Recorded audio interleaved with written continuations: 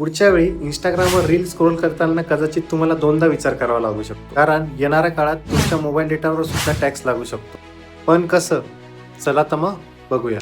खरं तर डॉटला भारतात डेटा युसेजवर टॅक्स लावता येऊ शकतो का याचा अभ्यास करण्यास सांगण्यात आलं. आणि यामागे फक्त सरकारचा रेव्हेन्यू वाढावं हाच उद्देश नाही, तर लहान मुलं आणि तरुणांमध्ये वाढत चाललेल्या डिजिटल आणि सोशल मीडिया ॲडिक्शन कमी करण्यासाठी काही मॉडेल तयार करता येईल का हे देखील पाहिलं जात आहे. आता खरी इंटरेस्टिंग गोष्ट आहे, जर समजा प्रत्येक 1 GB डेटावर ₹1 टॅक्स लावला तर IIFL कॅपिटलच्या अंदाजानुसार सरकारला वर्षाला जवळपास 30,000 कोटीचा रेव्हेन्यू मिळू शकतो. पण याचा थेट परिणाम तुमच्या खिशावर होईल. IIFLच्या अंदाजानुसार तुमचा मोबाईल रिचार्ज किंवा मंथली बिल वरचा खर्च जवळपास 9 ते 20% वाढू शकतो.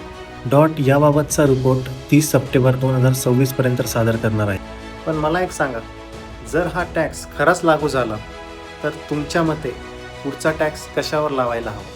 माझ्या हिशोबाने तर पुढचा टॅक्स हा श्वास घेण्यावरच लावायला हवा. पोल्युशन तर कमी होत नाही आहे, त्यामुळे उद्या लोकांनी कमी श्वास घेतला तर पोल्युशन थोडंफार कमी होईल.